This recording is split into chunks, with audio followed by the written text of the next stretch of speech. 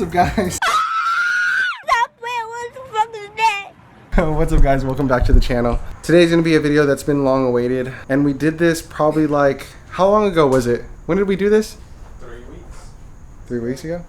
3 weeks ago, that's according to Jirath. Yeah, it's been a little while, and I just haven't got around to filming the rest of it or editing the video. But it's one of the bigger milestones for the M3, and we bulletproofed the Vanos. And if you own an E46 M3, you will know that it's one of the 3 major, preventative maintenance that you should be doing for your car. So it includes the subframe reinforcement, the Vanos,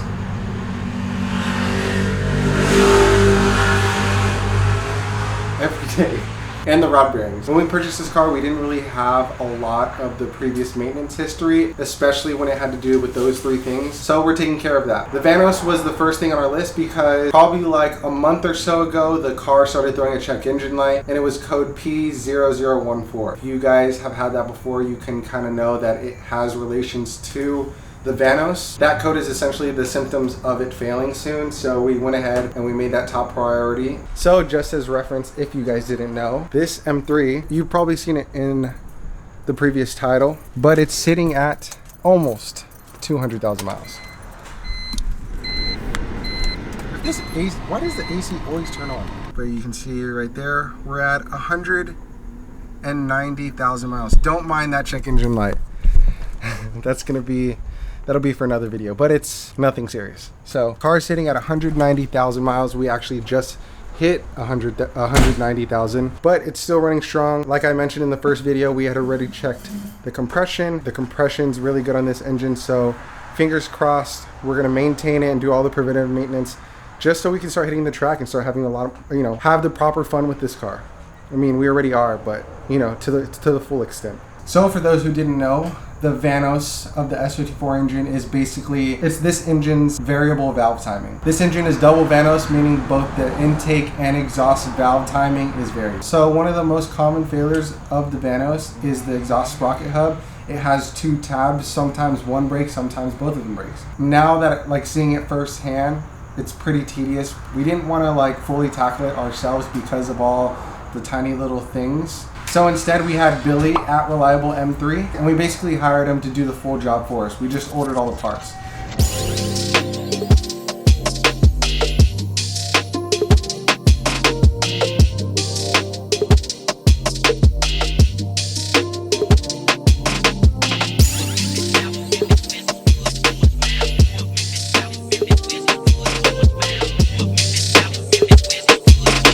So obviously shout out to Billy for doing some amazing work on the car. He's very professional and he did everything correctly, and obviously the car runs really good, and we no longer have that issue with the P0014 code. We also went to the extent of ordering a brand new exhaust sprocket hub, even though we didn't see our hub in the condition if the tabs were broken or not.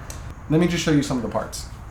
So these are the parts right here. These are the old parts actually, but what's good about it is if you hit up Billy, he'll give you the full parts breakdown list of what you need to buy for him to do the job, which made everything so much easier. I'll go ahead and insert pictures here of what Billy sent me from his previous clients showing the broken tabs. So luckily for us, ours are clean, so we could have just kept using this and just use the upgraded pump disc, but instead, since we had bought the new one out of precaution, we just went ahead and threw the brand new one in as well as the brand new pump disc, and that just reassures us it's a better upgrade, and this has been in the car for a little while now. So another part that came off of the car, this is the original Vanos solenoid coil pack. This is essentially what goes bad on the car as well as the whole solenoid pack. We installed the rebuilt one from Beisan, and you can tell, I don't know if you could see on the car actually. If we took this off, you could, but it's right there. It's literally right there.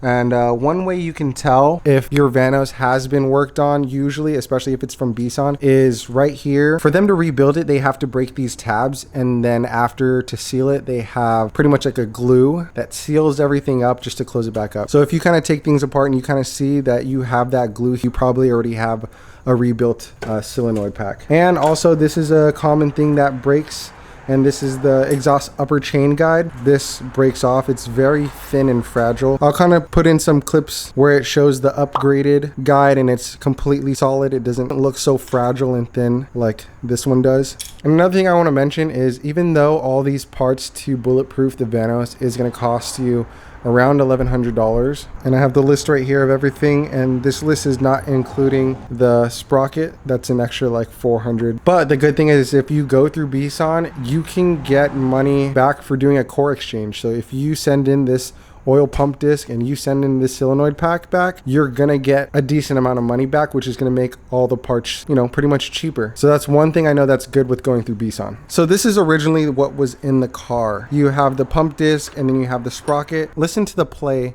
that's going on when this is being turned. This is why you need to upgrade it.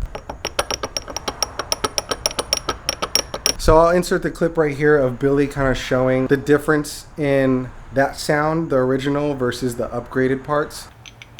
There's like nothing. Yeah. You still need a little bit of backlash, you know, so that's why they don't make it completely snug.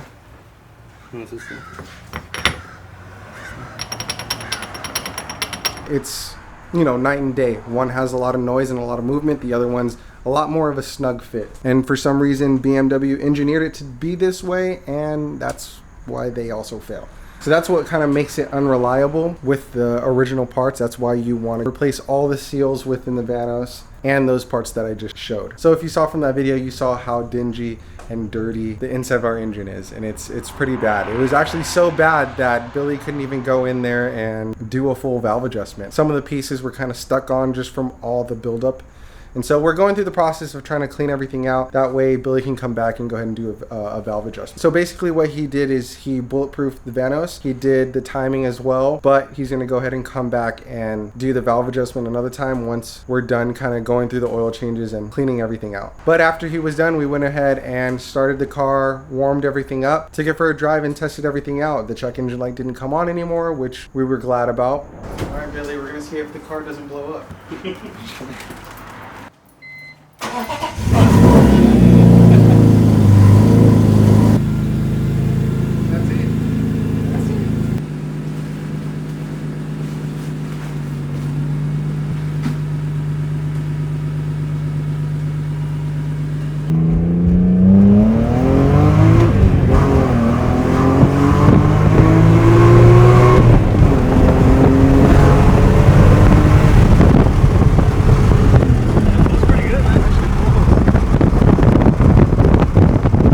Car felt just a little bit stronger because with that code coming on, we felt like there was a little more high-end RPM that we were like missing out on or something. It just didn't feel fully done, and what helped was rebuilding the Vanos and cleaning everything out. But not only that, is what's going to help even more is once we get the valve adjustment, this engine should feel so much better. But I can't complain because right now it feels pretty strong. So yeah, ultimately our main goal with this car is to get everything prepped and ready.